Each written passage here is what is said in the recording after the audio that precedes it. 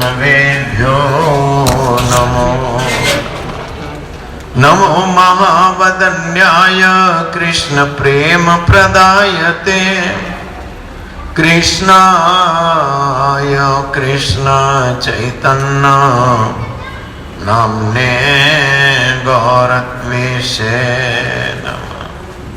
तप्त कांचन गौरांगी राधे वृंदावनेश्वरी वृषभानुसुते देवी प्रणमामि हरि प्रिय। हे कृष्ण करुणा सिंधो दीनबंधो जगतपते गोपेश गोपिका कांत राधा कांत नमोस्तुते। वृंदायै तुलसी दिव्यै प्रियायै केशवस्य च विष्णु भक्ति प्रदे देवी सत्यवत्यै नमो नमः। जय श्री रूप सनातन भट्ट रघुनाथ श्री जीव गोपाल भट्ट दास रघुनाथ। ऐ छय गोसाईर करी चरण वंदन जहाँ ते विघ्न नाश अभीष्ट पूरण।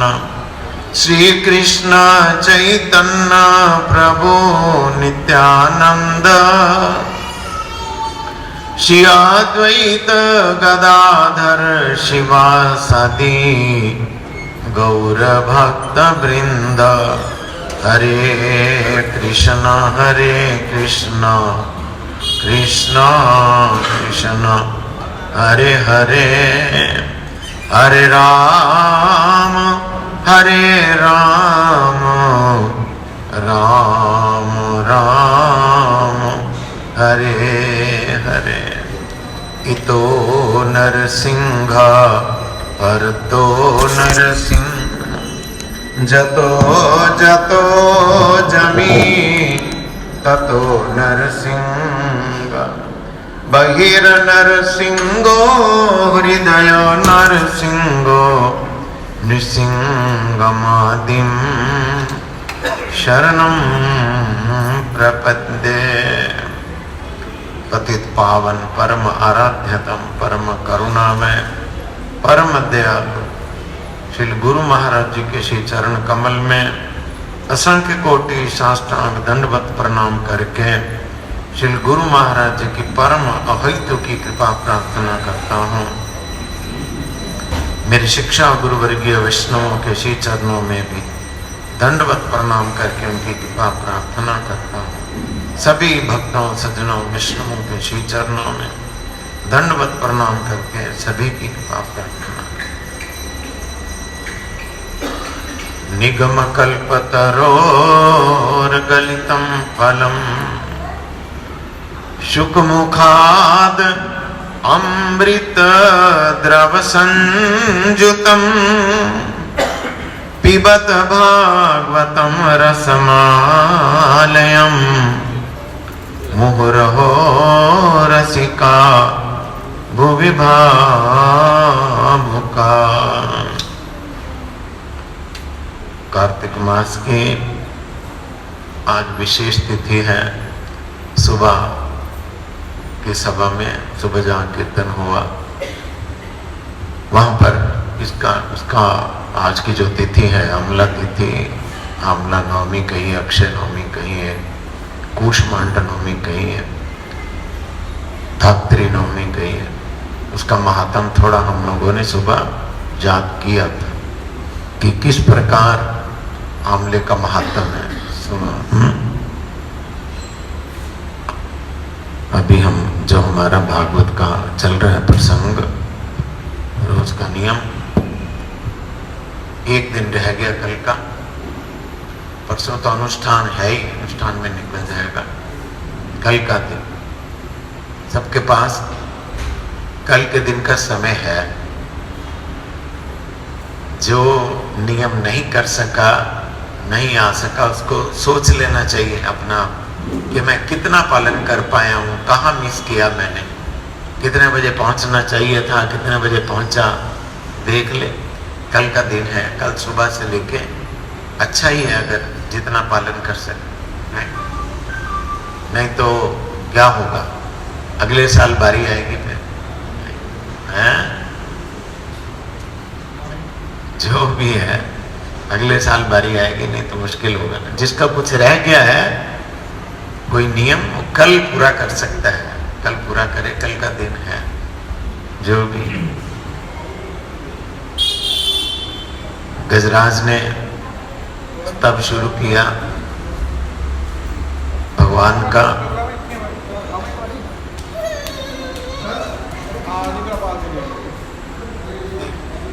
फोन करते करते मठ में एंटर करते हैं, क्या भगवान के सामने भी ऐसा ओम नमो भगवते तस्मै यतयेत चिदात्मकं पुरुषाय आदिबीजाय परेशाय भी धीमहि यस्मिनिदं यतश्चेदं येनेदं य इदं स्वयं यो अस्मात् परस्माच्च परस्तं प्रपद्ये स्वयं भुवं यः स्वात्मनीदं निजमायया अर्पितं क्वचिद् विभातं क्वच तत्तिरोहितम्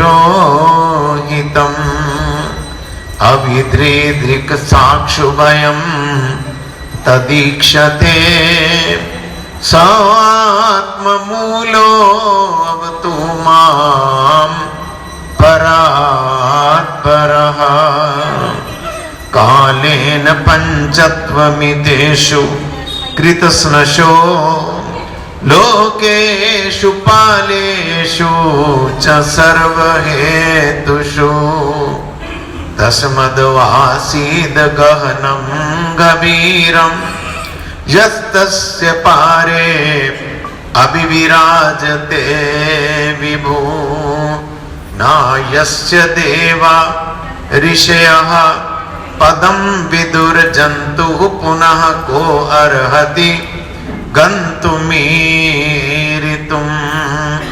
यथा नटस्याकृतिभिर्चेष्टतो दुरत्यनुकर्मणः समावतु दृदृक्षवो यस्य पदं सुमङ्गलं विमुक्तसङ्गा मुनयः सुसाधवः चरन्ते लोकव्रतमव्रणं वने भूतात्मभूतः सुहृदः समे गति ना विद्यते यस्य च जन्म कर्म वा नानामरूपे गुणदोषेव वा तथापि लोका अप्ययसंभवाय यः स्वमायया तन्युः कालमृच्छति तस्मै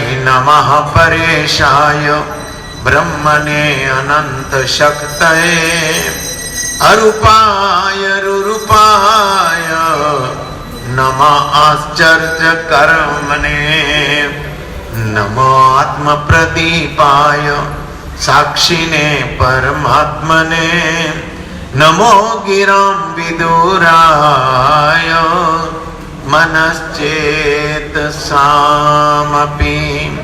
सत्वेन प्रतिलभ्याय नैष कर्मेण विपश्चिता नमः कैवल्यनाथाय निर्वाण सुख संविदे नमः शान्ताय घोराय मूढ़ाय गुणधर्मिणे निर्विशेषाय सम्याय नमो ज्ञान घनाय च क्षेत्रज्ञाय नमस्तुभ्यं सर्वाध्यक्षाय साक्षिणे पुरुषाय आत्ममूलाय मूल प्रकृते नमः सर्वेन्द्रिय गुण दृष्टे सर्व प्रत्यय हेतवे असत छायाय उक्ताय सत आभासाय ते नमः नमो नमस्ते अखिल कारणाय निष्कारणाय अद्भुत कारणाय सर्वांग ममनाय महार्णवाय नमोपवर्गाय परायणाय गुणार्निच्छन्न चिदुष्मपाय तत्क्षोभ विस्फुर्जित मानसाय नैष कर्म भावेन विवर्जितागम स्वयं प्रकाशाय नमस्करोमि माद्रिक प्रपन्न पशुपाश विमोक्षणाय मुक्ताय भूरि करुणाय नमो अलयाय संशेन सर्वतनु बृह्मसि प्रतीत प्रत्यग दृशे भगवते बृहते नमस्ते आत्म आत्मज आप्त गृह वित्त जनेषु सक्ते दुष्प्रापनाय गुण संग विवर्जिताय मुक्तात्म भी स्वर्ग परिभाविताय ज्ञानात्मने भगवते नमः ईश्वराय यम धर्म कामार्थ विमुक्ति काम भजन्त इष्टां गतिमाप्नुवन्ति किं चाशिशोरात्यपि देहमव्यं करोतु मे अदभद्रयो विमोक्षणाम् एकान्तिनो यस्य न कञ्चनार्थं वाञ्छन्ति ये वै भगवत् प्रपन्ना अत्यद्भुतं तच्चरितं सुमङ्गलम् गायन्त आनन्द समुद्र मगनः तमक्षरं ब्रह्म परं परेशमव्यक्तम् आध्यात्मिक योग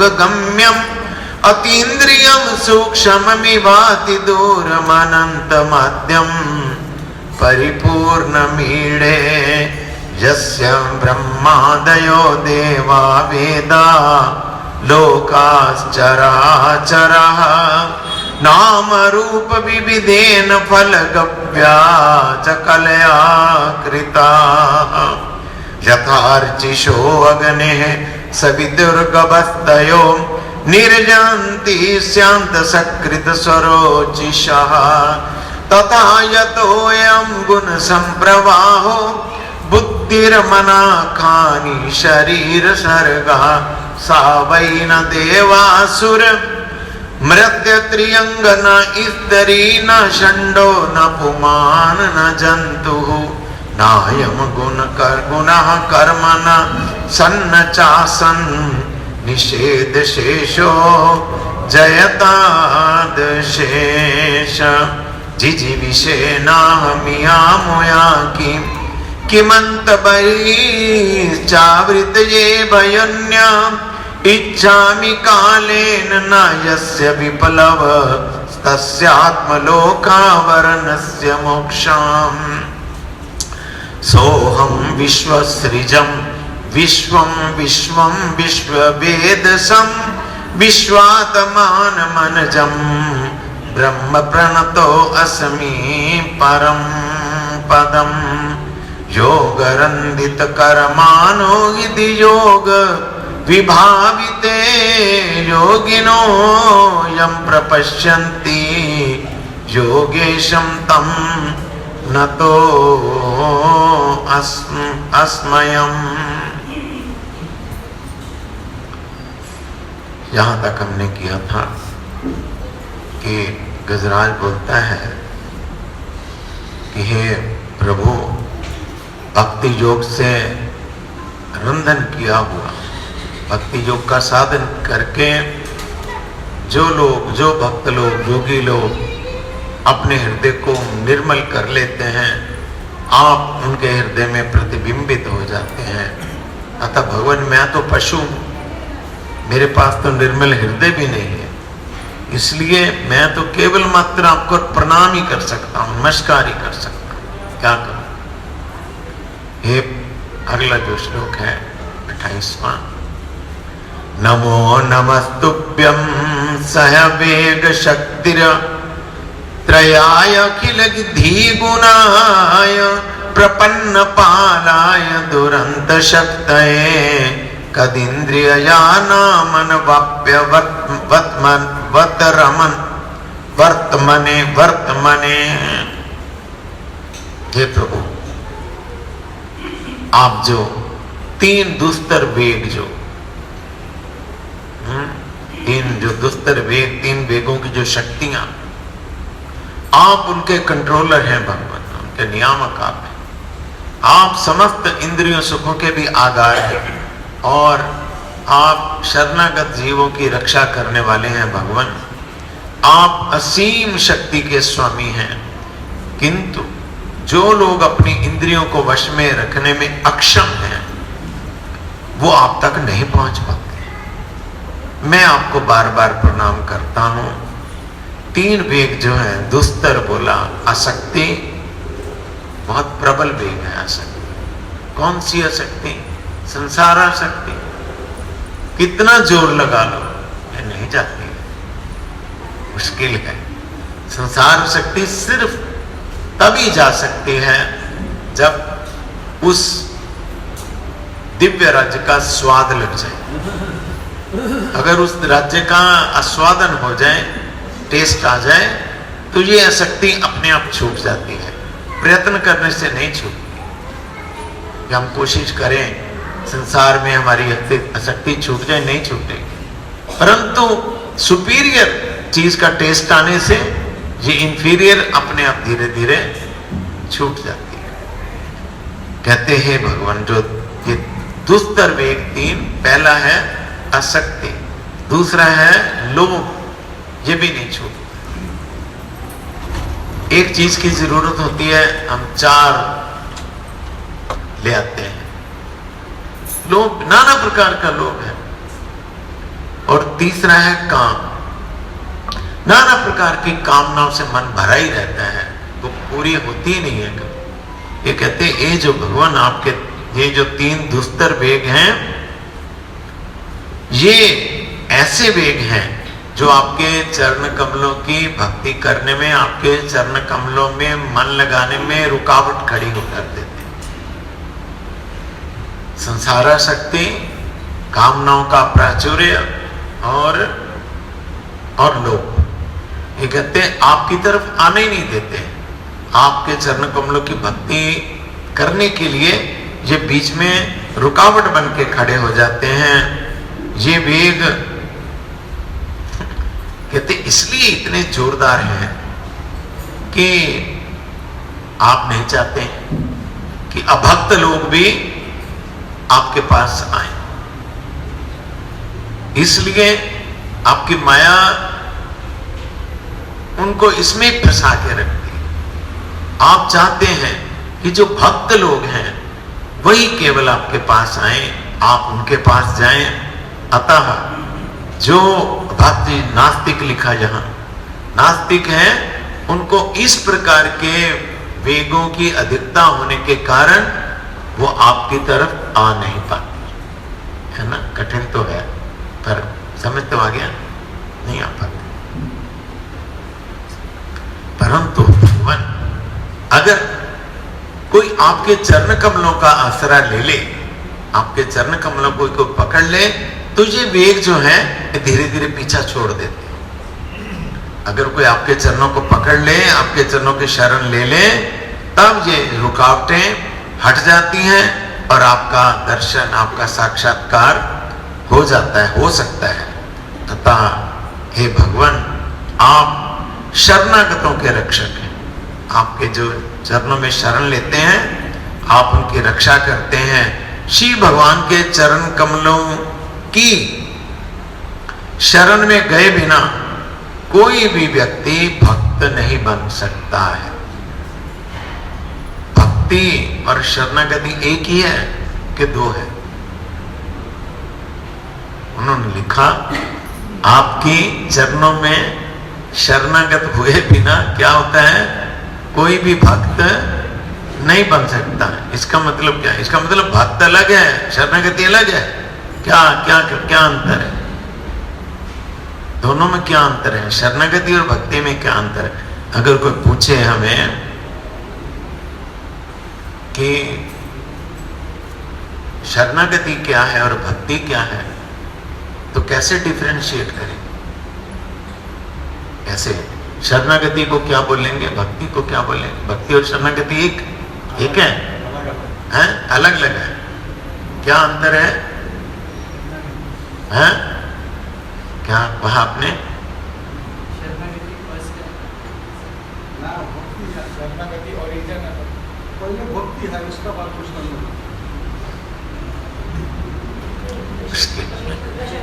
शरणागति होती है फाउंडेशन। शरणागति के बिना कभी भक्ति नहीं हो सकती। शरणागति जब नहीं है तो भक्ति कैसे होगी? भक्ति तो बाद में होगी। शरणागति तो रोज हम, जो हमारे भक्तिमोहन ठाकुर जी ने लिखा है, 6 लक्षण है शरणागति के, वो अपने आप को संपूर्ण तरह से समर्पण करने से शरणागति होती है।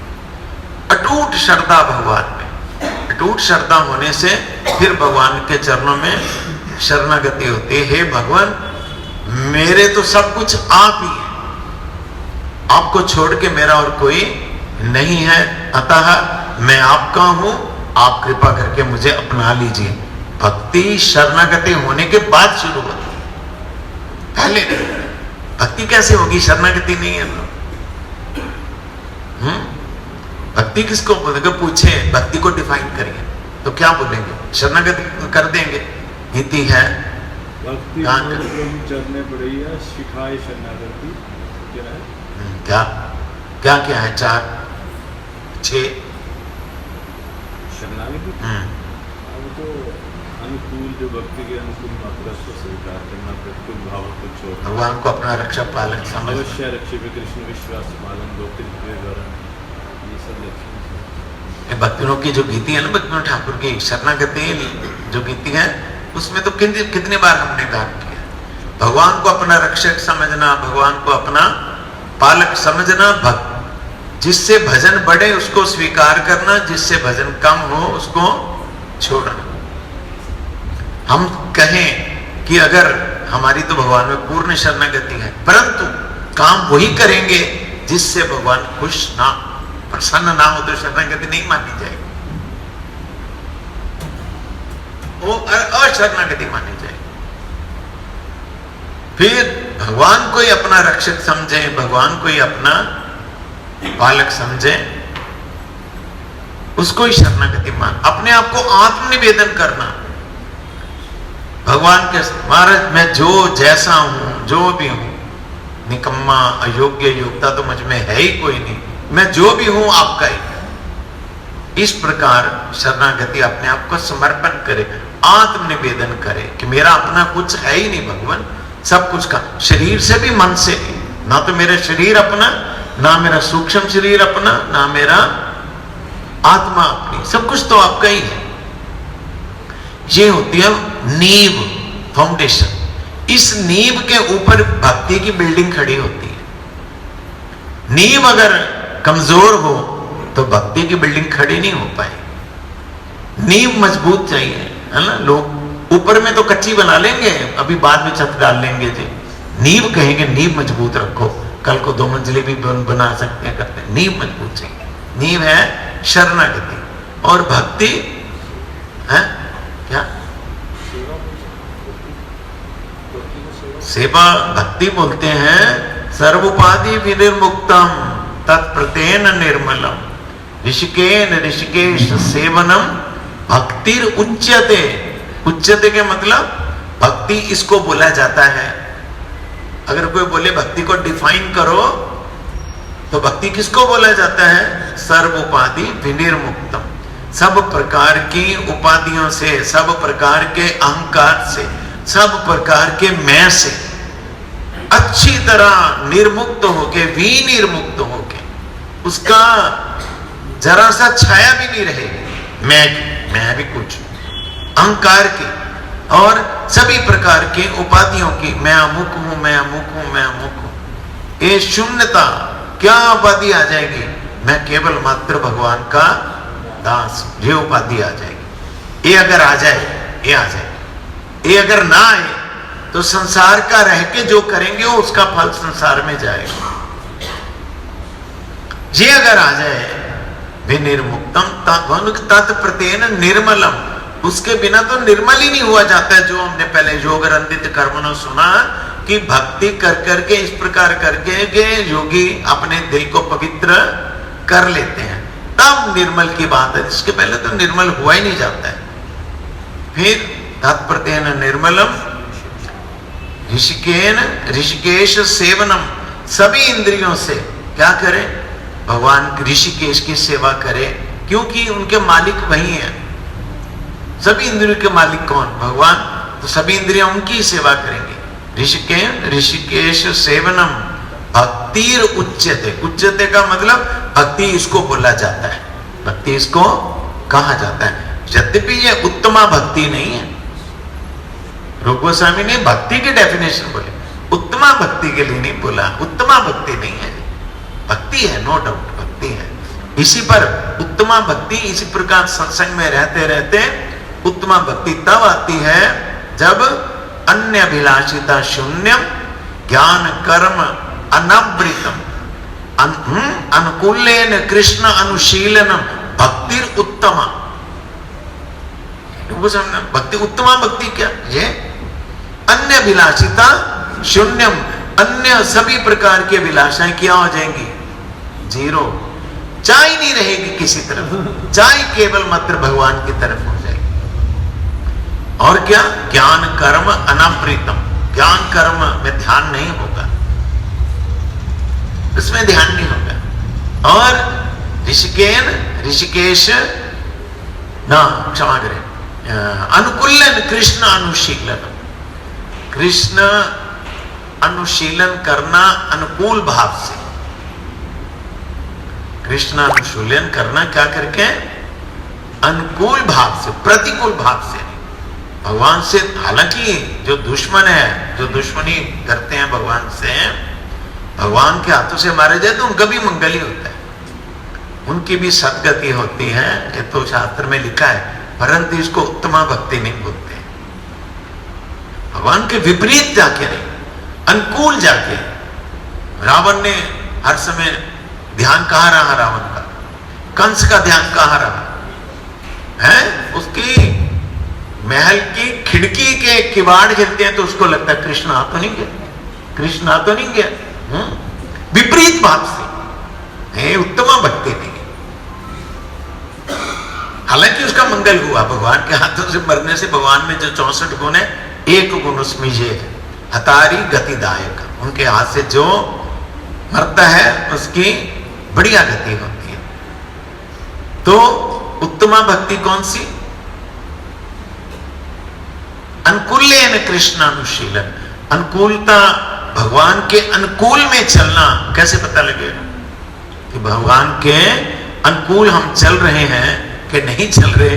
पता कैसे लगेगा? हाँ जी, अनुकूलन कृष्ण अनुशीलन बोला ना, कृष्ण का अनुशीलन करना, भगवान का अनुशीलन करना, भगवान के कहे हुए बात पे चलना, भगवान के कहे अनुसार चलने का प्रयास करना, उसको उत्तमा भक्ति बोलते। क्या कैसे पता लगेगा कि हम चल रहे हैं कि नहीं चल रहे भगवान के कहे मुताबिक? यस, पता लगेगा। भगवान के प्रियजन होते हैं गुरुदेव, भगवान से भिन्न है गुरुदेव। गुरु जी के कहने के मुताबिक हम चल रहे हैं कि नहीं चल रहे हैं, इससे पता चलता है कि हम भक्ति मार्ग पर ठीक से चल रहे हैं कि नहीं चल रहे।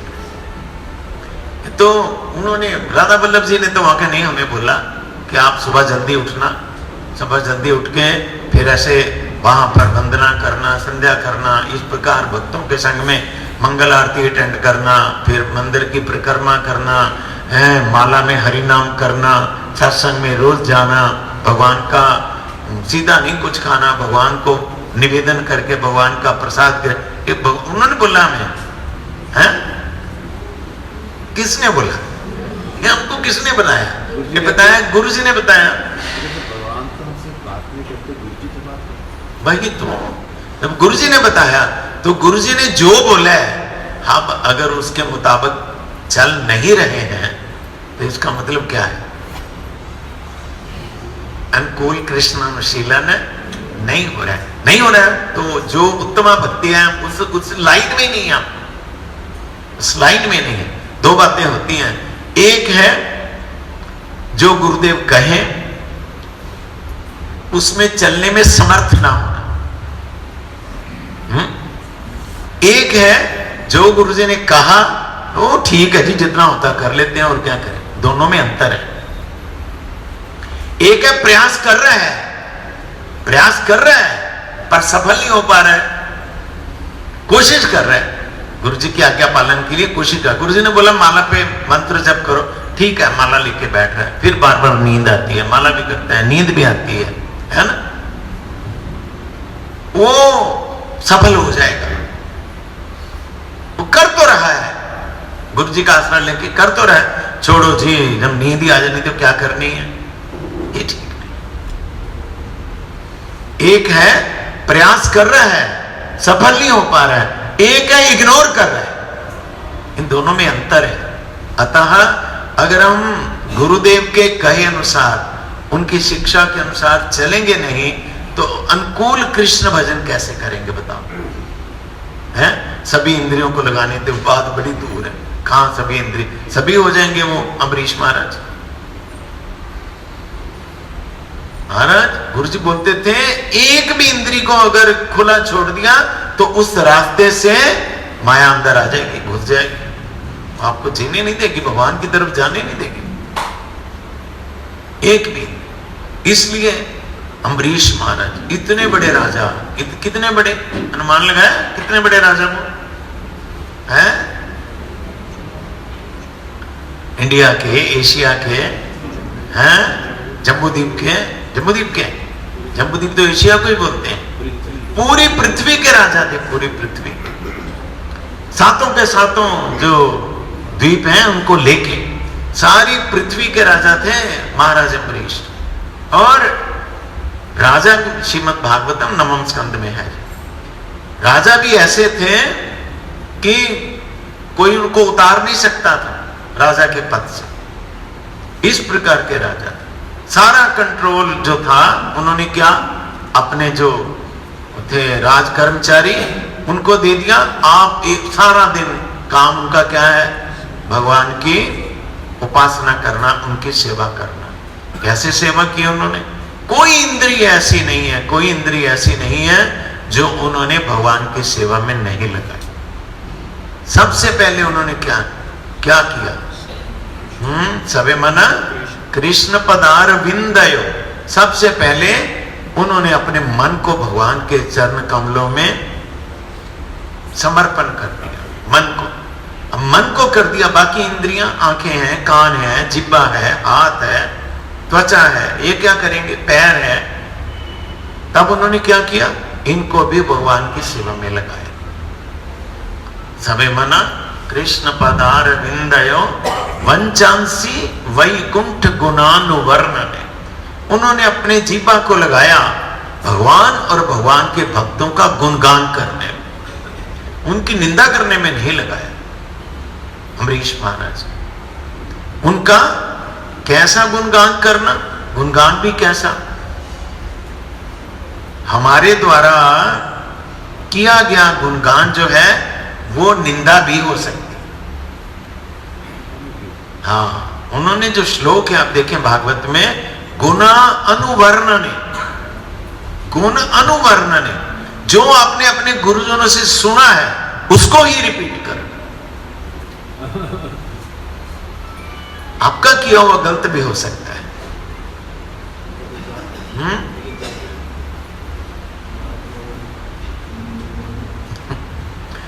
हम किसी की वो करें,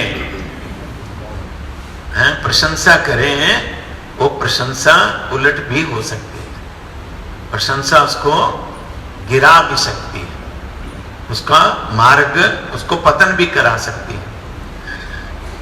हमारे वृंदावन मठ में जब वृंदावन मठ 1960 में बना, जब सभा हुई तो वहां पर सब प्रभुपाद के जन थे जो उस समय उपस्थित थे दुनिया में, सब तो आए थे वहां पर।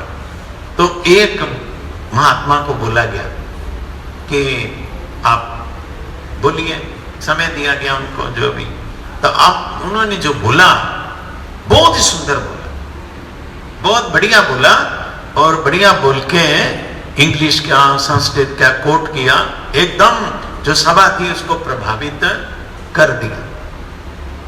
ठीक है, बाद में जब प्रभुपाद के जन आपस में बैठते हैं, हम जैसे एक कमरे में बैठे होते हैं ना प्रभुपाद के जादवर महाराज और जो बड़े बड़े महाराज होते हैं, वो जब एक कमरे में बैठे हुए थे, उनमें से एक ने उनकी प्रशंसा की, है जिन्होंने बोला क्या आज तो बहुत बढ़िया, इन्होंने कमाल है, बहुत सुंदर गान, सब सभा को एकदम इंप्रेस कर दिया, इतना बढ़िया बोला।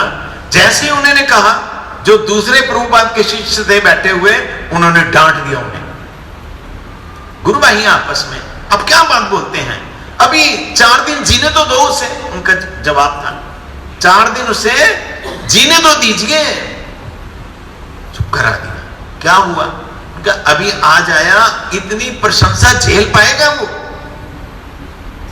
जिसकी आप प्रशंसा कर रहे हैं, बहुत बढ़िया बहुत बढ़िया बहुत बढ़िया, वो सहन कर पाएगा इतनी प्रशंसा? अगर आप करेंगे, आप जैसा व्यक्ति प्रशंसा करेगा, वो उस प्रशंसा में मर जाएगा, उसको लगेगा हाँ मैं भी हूं, मैं भी बढ़िया ही हूं, सब मेरी प्रशंसा करें, मुझे भी कुछ आता है, मैं भी वाकई मैंने सबको क्या कर दिया। तो क्या हुआ, थोड़े दिनों के बाद मटी छोड़ के चला गया वो भी। इसलिए जो भी करना, जो आपने सुना अपने गुरुजनों से, उसी को रिपीट करने को ही गुणानुवर्णन, जो श्लोकार्थ गुरुजनों से सुना उसको वैसे ही करना, वैसे ही करना। इसकी एक उदाहरण गुरुजी ने जम्मू में दी थी। वो कीर्तन किया, अपना मन वापिस बना के कुछ बीच में ऐसा कीर्तन कर दिया, तो गुरुजी ने बोले नहीं, कुछ प्रवचन में गुरुजी ने बोल दिया, जो कीर्तन करके श्री भक्ति विनोद ठाकुर, नरोत्तम ठाकुर महाशय भगवान को प्रसन्न कर लिया, वही कीर्तन जब हम करें तो शायद, शब्द प्रयोग किया शायद, तो शायद भगवान प्रसन्न हो जाए। इधर उधर का कीर्तन करके तो भगवान कभी प्रसन्न, बहुत बड़ी बात है, तो बहुत बार देखा हमने, बहुत बार देखा, बहुत ये है अनुकीर्तनम, बहुत बार। ये है जो भी है, उन्होंने अपनी सब इंद्रियों को, हाथों को, पैरों को, सब चीजों को लगाया भगवान की सेवा में। स्वयं आटा पीसा चक्की लेके भगवान का भोग बनाने के लिए, स्वयं मंदिर को पोछा लगाया, झाड़ू दिया, सब कुछ अपने हाथों से किया महाराज अम्बरीश। अतः सभी इंद्रिय को भगवान की सेवा में नियुक्त करना अनुकूल भाव से। तो यहां वो गजराज बोलता है क्या कि हे भगवान, जो लोग अपनी इंद्रियों को कंट्रोल करने में अक्षम, अजित इंद्रिय व्यक्ति, वो तो आप तक पहुंच ही नहीं सकते, पहुंच ही नहीं सकते। क्यों? उनका सारे का सारा आग्रह, आवेश कहां रहता है? अपने शरीर के सुख में, अपनी इंद्रियों के सुख में। आपके लिए तो डिमांड ही नहीं, आपके लिए तो मांग ही नहीं है, इसलिए वो आपके पास पहुंच नहीं पाते। परंतु भगवान, जो लोग आपके चरणों का आसरा ले लेते हैं, अपने आप को आपके चरणों के सहारे जो छोड़ देते हैं, उनकी सारी जो रुकावटें जो हैं, ऑब्स्टेकल्स जो हैं, ये धीरे धीरे सब रुकावटें हट जाती हैं। इसलिए भगवान, मेरा तो कोई और जोर नहीं है, मेरे पास तो निर्मल चित्त भी नहीं है, मेरे पास कोई अप्रोच भी नहीं है, तो मैं क्या करूं? मैं तो भगवान केवल मात्र आपको प्रणाम कर सकता हूं, सादर नमस्कार इसलिए मैं आपको करता हूं। आपके सहारे के सिवा, आश्रय के सिवा मेरा और कोई आसरा नहीं है। फिर कहते हैं नायम वेद स्वामात्मानं यच्छक्त्या हन्दिया हतं तं दुरत्यय महात्म्यं भगवन्तमितो अस्मयम्। हे भगवान, कहते हैं नाम तो इतने श्लोक हमने 29वां श्लोक देख लिया, एक भी श्लोक में गजराज ने भगवान का नाम लेके नहीं पुकारा, सीधा बोलता है क्यों, मुझे पता ही नहीं है। वो भगवान के गुणों का बखान कर रहे, ऐसे जो हस्ती है, जितने गुण बोले हमने सुने आप सभी श्लोकों में, अभी वो बोलते हैं हे भगवान, मैं उन पूर्ण पुरुषोत्तम भगवान को प्रणाम कर रहा हूं, उस सत्ता को प्रणाम कर रहा हूं, प्रणाम करता हूं, नमस्कार करता हूं, जिनकी माया से ईश्वर का अंश होने पे भी जीव जो है देहात्म बुद्धि के कारण अपनी असली पहचान को खो देता है। क्या बोलते हैं, कहते हैं ऐसे भगवान को मैं प्रणाम करता हूं। भगवान की माया क्या करती है, माया से क्या होता है, बंदा जो है क्या है, जीव का मतलब आत्मा कही है? जो जीव है, जो आत्मा, आत्मा के बिना तो बंदे की एक्सिस्टेंस ही नहीं है ना। आत्मा कहिए, रूह कहिए, सोल कहिए, जो भी आप कहिए, वो जितनी देर है उतनी देर उस व्यक्ति की सत्ता है। आत्मा निकल जाने से, रूह निकल जाने से उस व्यक्ति की सत्ता ही नहीं रहती है, सत्ता ही नहीं रहती है। हमारे गुरु महाराज हमको समझाते थे कि आत्मा अंदर है, वो क्या है, चारपाई से उठ नहीं सकता वो, तब भी उसको कंधे पे लाद के व्हीकल में लाद के ले जाते हैं पोलिंग बूथ में। तो जो पोलिंग अफसर है उसके वोट को इनकार कर सकता है? कर सकता है? उठ नहीं सकता, बीमार है, आधा होश है, आधी होश नहीं है, तब भी घर वाले क्या करते हैं, ले जाते हैं किसी ना किसी प्रकार पोलिंग बूथ तक वोट डालने के लिए। वो जो पोलिंग ऑफिसर है वो उनको वोट डालने से रोक नहीं सकता है, दिलवाएगा, हेल्प करेगा, बल्कि आपने किसको देना है आप यहां दबा दीजिए, हेल्प करेगा। अच्छा, अगर वो घर पे मर जाए तो, आत्मा निकल जाए तो, तब उठा के ले जाए तो डालने देगा वो? वही तो है, जिसको लेके गए वही तो था, अब लेके जाएं, चाहे अभी अभी मौत हुई हो, आधा घंटा पहले, तो ले जाओ, वोट डालने देगा वो? इसका मतलब क्या है, शरीर की सत्ता है कि आत्मा की सत्ता है?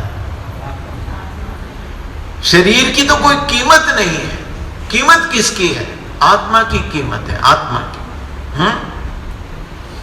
और एग्जांपल देके गुरुजी हमको समझाते थे, प्रोसिक्यूशन, कुछ किया तो प्रोसिक्यूशन होगा, परंतु वो मर गया तो क्या करेंगे, सारे केस वापस ले लेते हैं। जो कुछ किया उसके लिए प्रोसिक्यूशन है, अगर अंदर आत्मा है तो।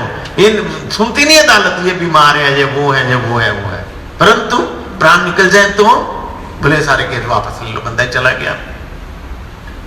तो एग्जिस्टेंस आत्मा की होने से ही जो है उसको सत्ता माना जाएगा, आत्मा नहीं होने से उसको सत्ता नहीं माना जाएगा। कहते ये जो अनुभव है कि मैं तो शरीर नहीं हूं, मैं तो आत्मा हूं, मैं तो भगवान का दास हूं, परमात्मा का अंश आत्मा हूं मैं, ये बात को बंदा भूला ही रहता है भगवान की माया के प्रभाव से। ये बोल रहा है गजराज, हे भगवान, जिनकी माया से ईश्वर का अंश, जीव क्या है, गीता ममेवांशा जीवलोके जीव भूत सनातन, मानस ईश्वर अंश, जीव अविनाशी, चेतन अमल सहज सुख राशि।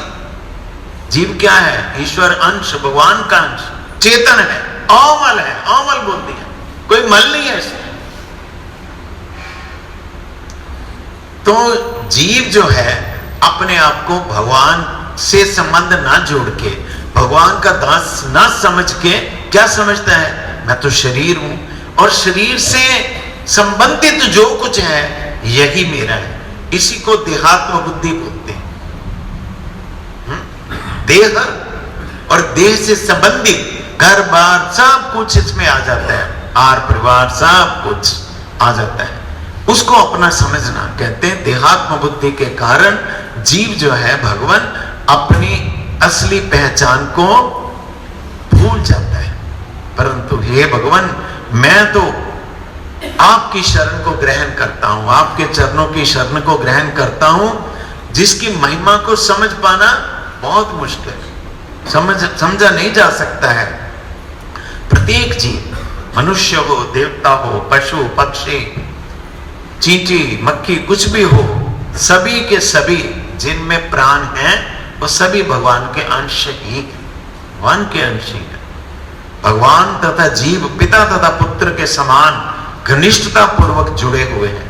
दुर्भाग्यवश क्या हो जाता है, जब मटेरियल वर्ल्ड के साथ अटैचमेंट हो जाती है तो भगवान भूल जाते हैं।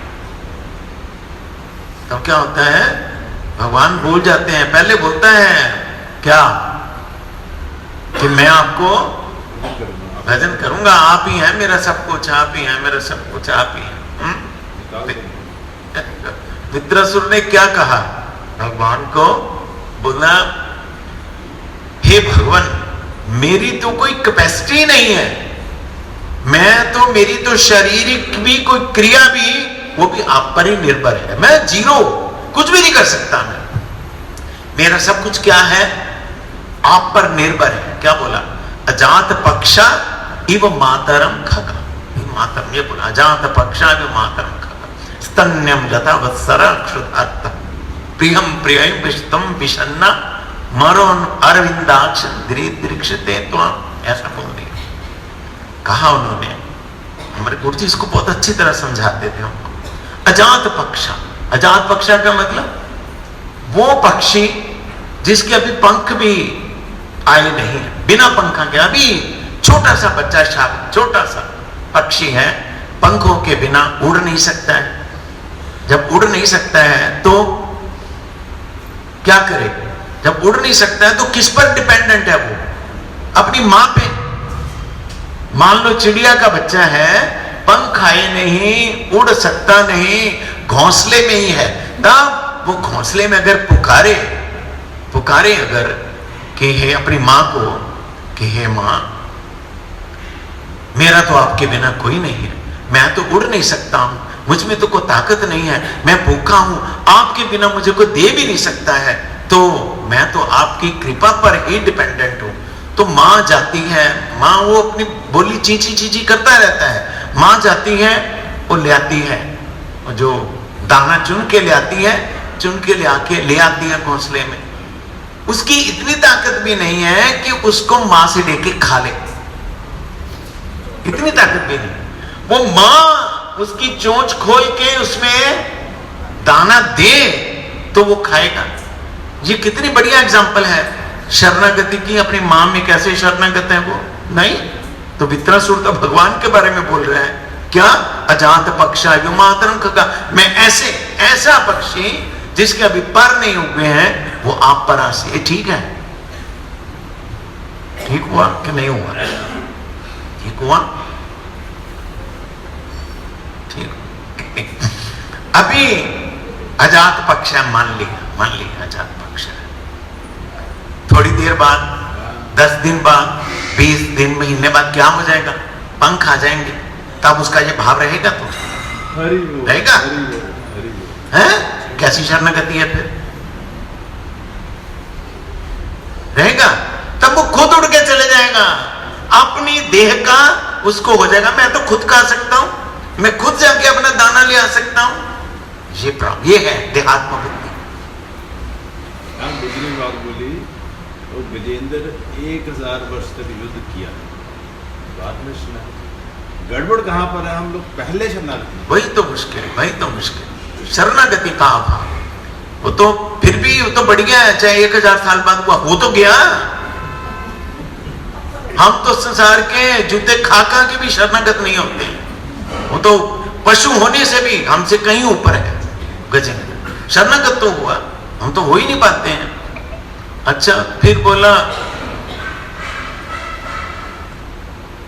क्या, अजात पक्षा मातरम खगा स्तन्यम यथा पत्तरा क्षुधा, पत्तरा क्षुधा मेरा है, मेरा का मतलब इसमें वो तो मुझे याद है। पत्तरा क्षुधा, वो जो गाय का बछड़ा अभी अभी हुआ, इसमें तो अर्थ है, इसका विश्लेषण नहीं है इसमें जो दिया ओनली अर्थ, हाँ अनुवाद है, विश्लेषण नहीं दिया इसमें। वो जो बछड़ा है, अगर आप गाय को जब हुआ है, अपने आप कुछ खा भी नहीं सकता है, चारा चरने योग्य तो हुआ ही नहीं अभी। गाय का देखिए कैसा है, गाय आप चारा चरती है और दूध उसे पिलाती है। आप तो घास खाएगी, चारा खाएगी, और दूध जो है किसको पिलाती है? अपने बच्चे को, बछड़े को दूध पिलाती है। तो बछड़ा जो है अगर मां को पुकारे गाय को कि हे माता जी, जो भक्त भगवान को पुकार रहा है इसी प्रकार, उसके साथ रिलेट करना। धृतराष्ट्र तो भगवान के लिए बोल रहा है ना, एग्जाम्पल ये दे रहा है, बोल भगवान के लिए रहा है। हे भगवान, मैं तो वो छोटे बछड़े की तरह जो खूंटे से बंधा हुआ है, जो खूंटे से बंधा हुआ है। कौन से खूंटे से? यही त्रिगुण के खूंटे से। मैं संसार का, मैं रजोगुण तमोगुण सतोगुण में फंसा हुआ, इसके खूंटे से बंधा हुआ है। क्या करें? भूख लगती है तो वो केवल हम्बा हम्बा ही कर सकते हैं। तो गाय अगर दूर है तो वो खूंटे को खोल के, खूंटे से रस्सी तोड़ा के गाय के पास जाने के लिए समर्थ नहीं है। तो वो अगर पुकारे तो, भगवान को पुकारे तो, भगवान मैं तो त्रिगुण के खूंटे से बना हुआ हूं, मैं क्या करूं, भूखा हूं, आपके बिना मुझे कौन दूध पिलाएगा? नहीं तो गाय चलकर जब आके उसके मुंह में अपने स्तन जब तक ना दे, वो पी सकता है। अभी तो हुआ, सत्य जानता है। अगर वो इस प्रकार भगवान को पुकारे, भक्त भगवान मैं तो इसके खूंटे से बंधा हुआ हूं त्रिगुण के, मैं अपने आप आपके पास आ भी नहीं सकता, आप तो आ सकते हैं, आप आइए, आप आके कृपा करिए, मेरी को ताकत नहीं। ये ऐसा पुकारना भक्त के लिए गलत है कि सही है? हैं? अगर पुकारे तो उसमें दोष है? नहीं दोष है। ठीक है, अब तो मां को पुकारा, भगवान को पुकारा, थोड़े दिनों बाद बड़ा हो जाएगा,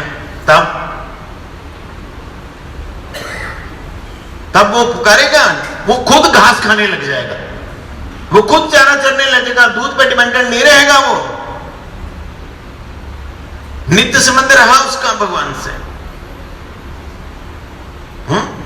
इसलिए जब उसने ऐसा बोला, वृत्रासुर ने, संतोष नहीं हुआ उसके मन में ऐसा बोल के, अजात पक्षा और ये गाय के बछड़े, तब उसने तीसरी एग्जांपल दी, तीसरी बार बोला क्या? क्षुधार्थ प्रियम प्रियैव व्यश्वितम विषन्ना मनो अरविंदाक्ष दीदृक्षते त्वाम। हे अरविंदाक्ष, हे पंकज लोचन, हे कमल लोचन प्रभु, हे भगवान, जिस प्रकार एक सती स्त्री अपने पति के बिना नहीं रह सकती है, पति के द्वारा दी गई बहुत सी जो गिफ्ट्स हैं, बहुत से उपहार हैं, अगर उसके पास पहुंचा दिए जाएं तो भी वो उसको सुख नहीं दे सकते। उसके मन में डिमांड क्या रहेगी? क्या करनी है, आप आओ। पति अगर विदेश गया हो तो वहां से वो सामान भेजता रहे। अगर सती स्त्री है तो मतलब ही है, तब तो बोलेगी आप वहीं रहो, सामान भेजते रहो, है ना? अगर सती है उसमें, उसके एक्सप्लेनेशन में यही है, नहीं तो कौन बोलेगा, नहीं तो गलत हो जाएगा। सती अगर है वो बोलेगी आपके द्वारा भेजा गया सामान मुझे अच्छा नहीं लगता है, आप आ जाइए, आप आइए, आपके दर्शन के बिना मैं व्याकुल, आपके मिलने के बिना मैं व्याकुल हूं। ये सती स्त्री का भाव इतना मैच्योर है, इसके लिए वित्रासुर ने प्रार्थना की कि ये मेरा भाव सदा बना रहे, मेरा जो भाव है ये सदा बना रहे, आपके बिना मैं, आपकी दी हुई चीजों में मेरी कोई रुचि ना, आप जो चीजें हैं उसमें मेरा कोई ध्यान, मैं केवल मात्र आपको चाहता हूं। अतः आपको चाहने की जिस प्रकार सती स्त्री के हृदय में लालसा है, उसी प्रकार मेरे हृदय में भी सती स्त्री की तरह लालसा दिन पर दिन क्या करे, वृद्धि को प्राप्त होती रहे। इसमें क्या करेगा, वो पत्नी ऐसी तो है नहीं कि आज 22 साल की है तब नहीं है, जब सती अगर है तो 100 साल होने से भी वो पति के लिए उसकी डिमांड रहेगी। बछड़ा बड़ा होने से छूट जाएगी, पंख आने से छूट जाएगी, ऐसा नहीं होगा। क्या होगा, अगर सती स्त्री है तो हमेशा के लिए उसके मन में पति के लिए वो डिमांड रहेगी। इसीलिए भगवान मैं तो आपको चाहता हूं, अब मेरे मन में जो भाव है ये आप इसको परिपुष्ट कर दीजिए, मैं संसार की वस्तुएं नहीं चाहता हूं। इसलिए गजेंद्र बोलते हैं, हे भगवान, जो आपकी माया के कारण जो जीव अपने आप को भुला के, उसकी डिमांड क्या है, उसको क्या चाहिए, क्या होने से उसको सुख होगा, इस बात को बिसरा के वो माया का दास बना हुआ है। उसको केवल मात्र उसकी देहात्म बुद्धि हो गई है, संसार मटेरियल वर्ल्ड को ही केवल मात्र वो अपना समझता है। अतः अपनी जो असली पहचान है उसको भूल जाता है। हे भगवान, मैं उन पूर्ण पुरुषोत्तम भगवान की शरण ग्रहण करता हूं जिनकी महिमा को समझ पाना क्या है, अति कठिन है। उनकी महिमा को समझ पाना अति कठिन है। एक बात बोलूं इससे संबंधित? एक क्या 10 बोलिए। तो आप भी थे साथ में, 2003 की बात है जब अशोक विहार में कार्तिक मास हुआ ना, हम वापस आने लगे, तब आते आते गुरु जी ने एक बात बोली, सारी बातों से इससे संबंधित है। गुरु जी कहते वो गजेंद्र का कष्ट हुआ इसलिए वो भगवान को पुकारा नहीं, और कष्ट तो भगवान उसका वहीं से, वास्तव में गजेंद्र के भीतर में भगवान को सामने में देखने की इच्छा थी, इसलिए भगवान आया। अभी भगवान थोड़ा भक्त को दिखाता है, एक गरुड़ भी देरी कर रहा है, तो गरुड़ से छलांग लगा दिया, क्या दिखाता है भक्त को कि मैं तुझसे कितना प्यार करता हूं। सुनिए, कहने लगा गजराज, इनकी जो बात है हमारे गुरु जी की बात है जो उन्होंने बोली, उसको भी हम रिपीट करते हैं। देव, हे भगवान, ये जीव जो है अज्ञान अंधकार में भटक रहा है। कौन सा ज्ञान, कौन सा अंधकार? मैं शरीर और ये शरीर से संबंधित सब कुछ मेरा, इस अज्ञान रूपी अंधकार में भटक रहा है। और इस अंधकार रूपी जो ग्राह है उसने इसको कस के पकड़ा हुआ है, उसको कस के पकड़ा हुआ है। आपकी जो त्रिगुणमयी माया ने एक अहंकार रूपी ऐसी अंधकारमय यवनिका बना रखी है कि बुद्धि के समस्त प्रकाश को उस यवनिका ने ढका हुआ है। यवनिका बोलते हैं पर्दे को, पर्दा।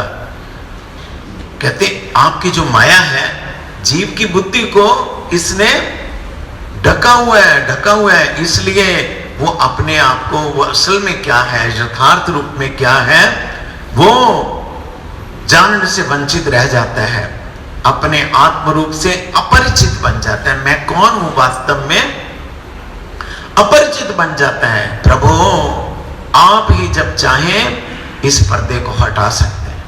आप जो ये यवनिका है, जो पर्दा है, आप इसको हटा सकते हैं। आप ही जब इच्छा करें उस अंधकार को हटाकर प्रकाशित कर सकते हैं। आप ही ये जो मोहमयी अभेद्य श्रृंखला है, ये मोह की, संसार शक्ति की ना तोड़े जाने वाली जो संगली है, श्रृंखला का मतलब संगल जो है, उसको केवल मात्र भगवान आप ही काट सकते हैं।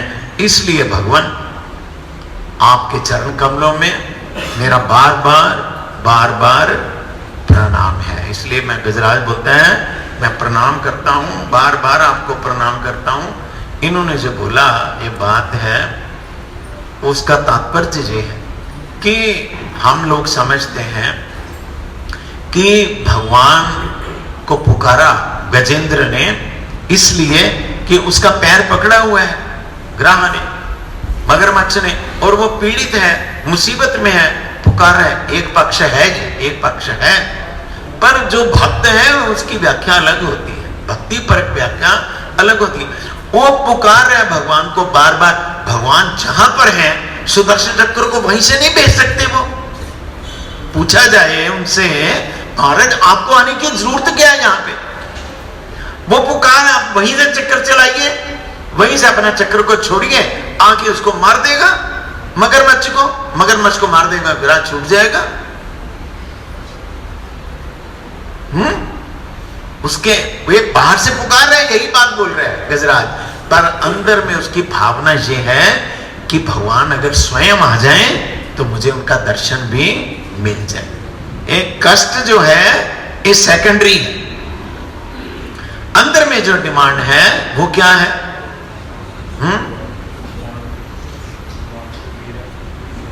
अंदर में भगवान के दर्शन की लालसा, अंदर में भगवान के दर्शन की लालसा, भगवान के दर्शनों की लालसा जब होती है भगवान तभी अवतरित होते हैं, ऐसे अवतरित नहीं होते।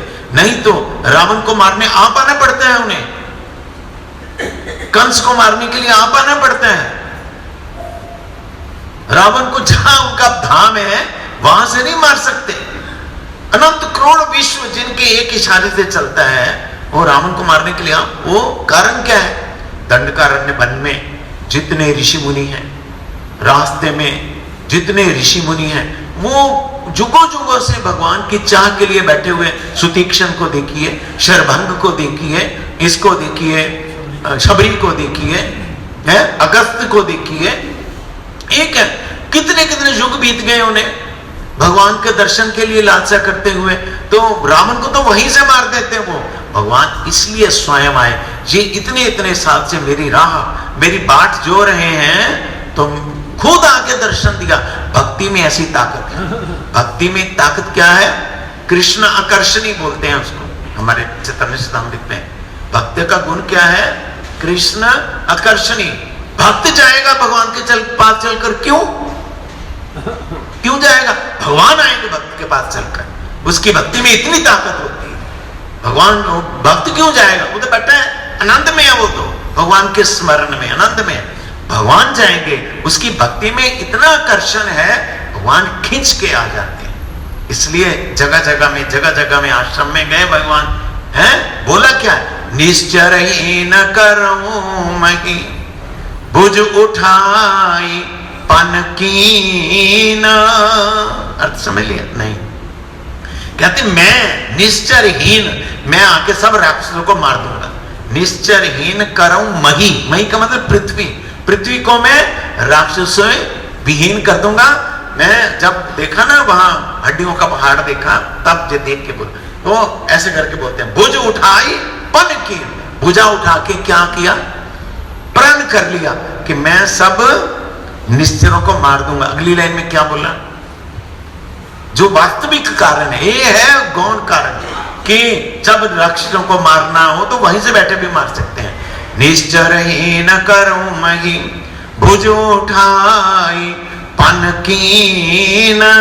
सकल मुनिन के आश्रम नहीं, जाई जाई सुख दीन।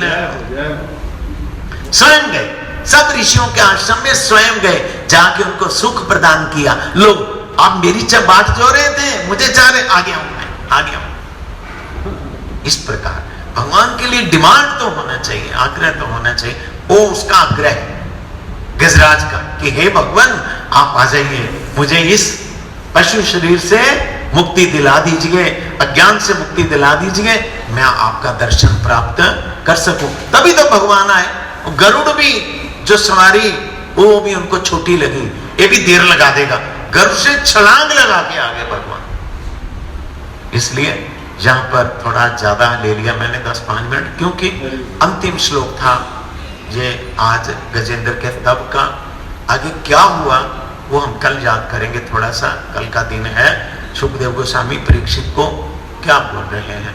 अभी समय हो गया जाम कीर्तन का, देरी हो गई 5-10 मिनट। मैंने पहले भी कहा है कि महीना सब अपने आप को आत्मविश्लेषण कर लिया, इतना उन्होंने अटेंड किया, इतना नियम किया, क्या